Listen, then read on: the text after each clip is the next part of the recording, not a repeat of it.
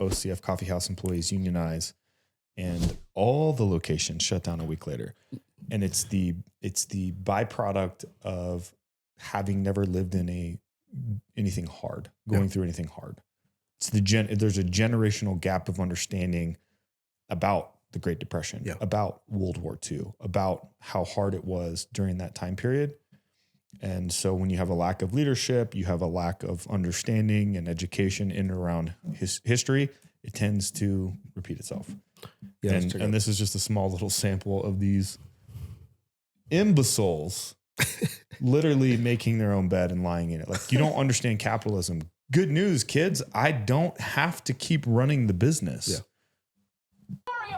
You can't hide. We all see your greedy side. Former employees of OCF Coffeehouse rallied outside of the now closed Fairmount Cafe on Tuesday. We've been paid really bad wages. Oh, yeah. And this was our attempt to get better wages and make the place that we love better. The coffee shops are owned by OCF Realty. The real estate brokerage announced the closures to employees in an email which included 2 other locations in South Philly. Workers like Alex Simpson say they were shocked. I am pretty crushed, especially when it's such a blatant response to our union process. Like, this comes a week after we publicly announced our union.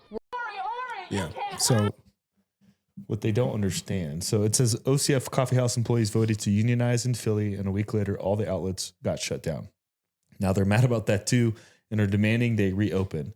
That's not how anything works. It's not. And they always talk about wages with no understanding of the burden that's put on the actual business owner as it relates to taxes. Every time they pay you $1, guess what? They got to pay FICA tax. Yeah. They got to contribute to 401k and Social Security.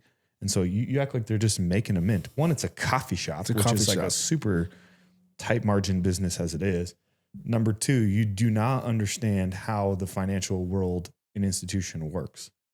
And 3, for the it's a real estate company that owns it. So for them, it's a real estate play.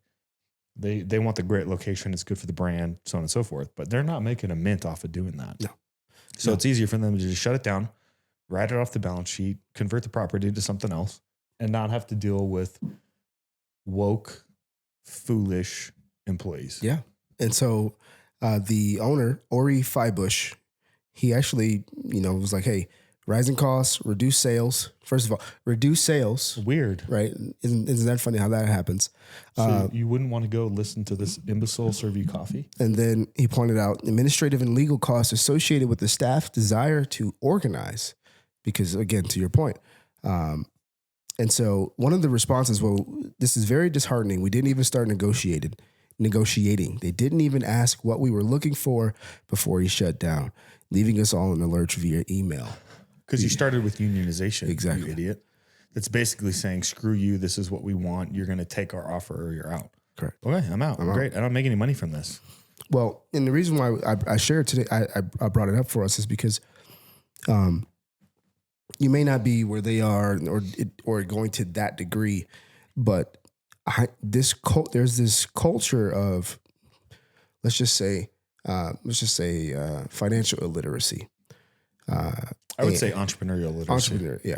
Entrepreneurial, business finance, these key things that there's just like a veil of mystery between a lot of leadership management and those who are, building the company, not building the company, but employees.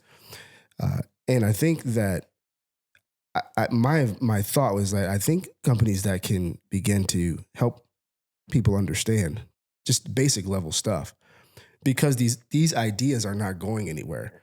And the only way to combat them is to break these things down and say, hey, this is not how it works. It might have even been a better idea to approach them and say, hey, we'd like to structure the company into an ESOP, which is an employee stock-owned company. Right.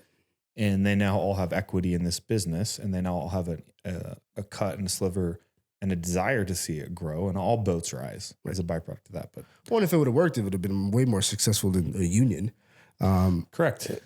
In a coffee shop. But that's when you go straight to the unionization instead of having the conversation, what you're ultimately doing is saying, here's our demands. I win, you lose.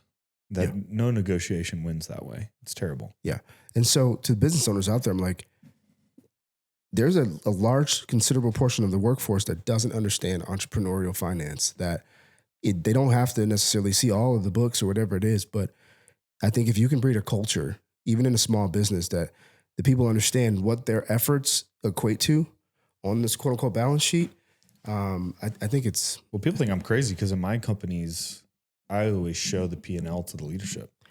I help them understand that like this is how we make money. We're in the business of being a profitable company. We're not in the business of being a growth company who's never making money. And so if we're not making money, then you're not getting paid. And this is how business is actually supposed to work. And so I show those numbers openly and candidly with everybody. They can see exactly what our expenses are. They can see how much ownership's getting paid, how much they're making. Dude, They're the highest. They're way more. They're making more money than all of the ownership is. Dude, it's I forget the name of the company, but they're in the apparel space. They started putting out for their customers to see all their sourcing, all the financials around it. Smart. And they've just gone. I forget the name of the company. They were super hot like 2 years ago. You remove all the opinions, right? Because in the absence of understanding, negativity generally fills the void. Right. So I think it's a great idea. Yeah. So take notes. Don't end up like for you guys that do not. I know you work at a coffee shop, and wherever you are, do not try to unionize around a coffee shop. Yeah. Don't start there. Start your own coffee shop. This ain't Starbucks, man. These are small, independently operated. Yeah, just go start your own coffee shop. Yeah. No, that would be too much work.